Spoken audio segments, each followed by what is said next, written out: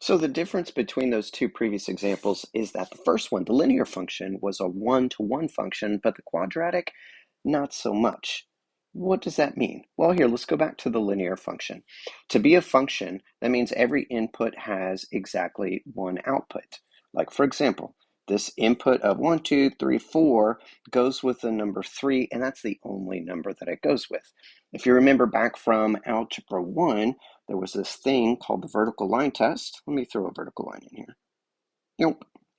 And if you take this vertical line and you sweep it across the graph, as long as it hits only one point on your graph, then you're guaranteed the graph represents a function. Why does that work? Well, here, let me put it right here. This represents an input of the number 1 on the x, and it goes with a y value of -3, and it's the only place that it hits, right? Okay, so any function would pass that. Now, in addition to that, it passes another test called the horizontal line test. Let me throw in a horizontal line. Boop. And now if I sweep this horizontal line across my graph, likewise, it only hits one point on the graph. Now this kind of works backwards. This works with the y's. For every y output, there is one x input that goes with it. This y output of 5 goes with an x input of the number 5 also. Interesting. Okay, now I'll explain in a second the importance of the significance of that horizontal line test in just a second. So on example 4 with the quadratic, the parabola shape, it passes the vertical line test, of course, because it is a function. If I sweep this thing across my graph, it only hits the parabola at one point at a given time. So for example, if I put it right here at x is equal to 1, the input of 1 gives me an output of -4, and it's the only place on the graph that it hits. But if I try the horizontal line test, well, here's kind of a sample of one right here. That's already the dashed line, but I'll go ahead and put one that I can move, a mobile horizontal line. And now whenever I sweep this across the graph, you can see that it's going to hit more than one point at a given time. If I put it here at, let's say, -1 for the y value, -1, it hits two different x values. It hits at +2 and -2. So what this signifies is, back on the original graph, the graph of the linear function here, every input had one output and every output had one input. That's called a one-to-one function. They're very easy to work both forwards and backwards.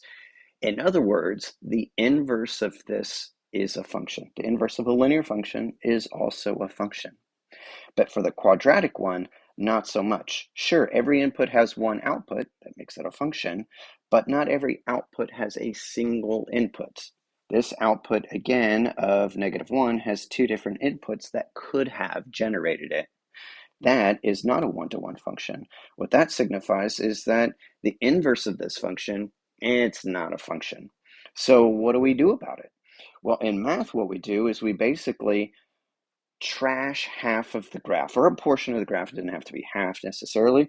Let me show you. So I'm going to come over here to decimals, and we're going to just straight up graph y is equal to x squared. All right, so we got the traditional, this is the parent function for a quadratic, and let's go ahead and right beside it graph the inverse of this thing. So the inverse, as we talked about, is supposed to flip this thing across the line y equals x. And when it does, this should be a sideways parabola. Now, actually, the inverse of this function is x is equal to y squared. And it looks like this. It's this sideways parabola. And so you can see that when we look at the sideways parabola, it just doesn't pass the vertical line test. It's not going to be a function. So the way around it is that we say, yeah, this is the inverse of it for sure, because that's what you do. You switch the x and the y coordinate, but we want our inverse to be a function. So what we do is, let me dial this thing back, and we also always associate the inverse of squaring with the square root. So if I take y is equal to, the square root of x and hit enter, notice I only get half of that sideways parabola.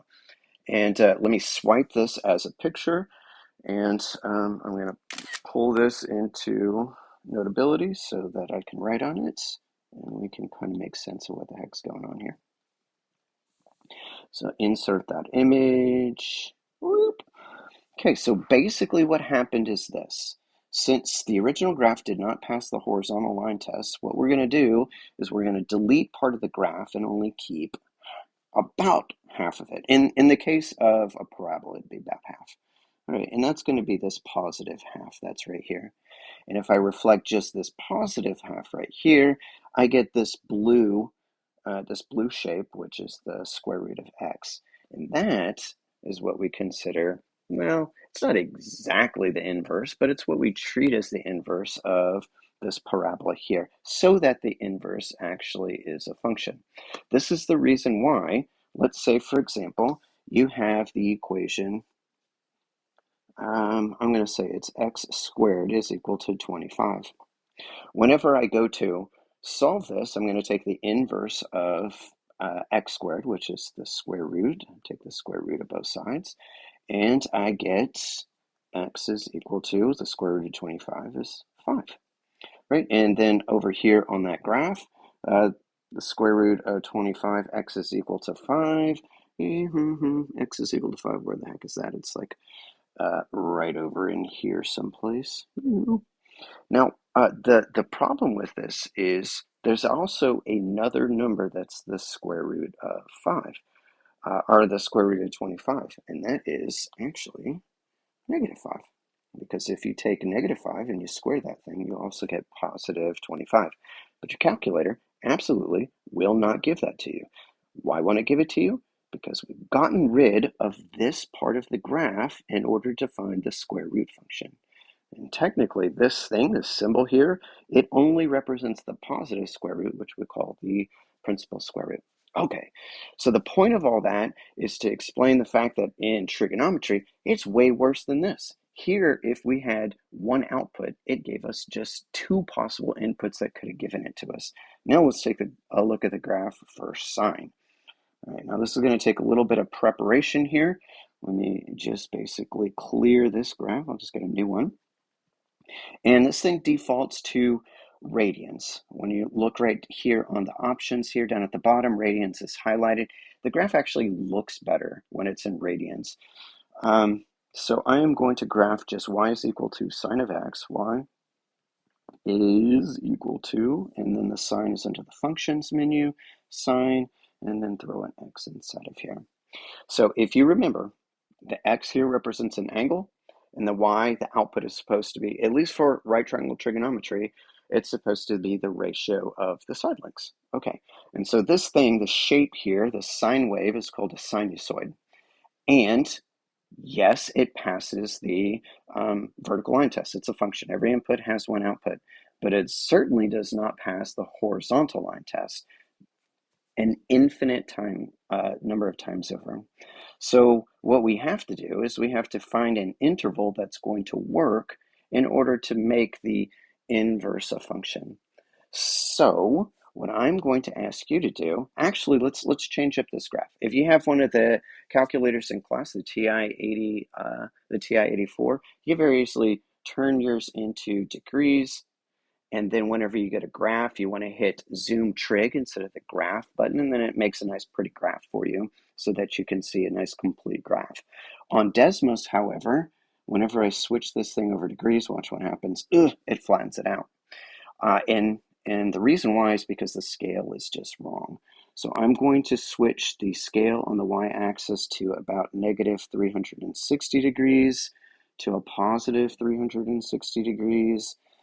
And the y-axis looks okay, but I don't think I want it quite that high. So maybe I'm going to go to say negative 5 and then a positive 5. That should do it. All right, that's pretty good. And then after that point, okay, you can go away. So now I can see the actual graph here, and I can kind of zoom in a little bit on this graph.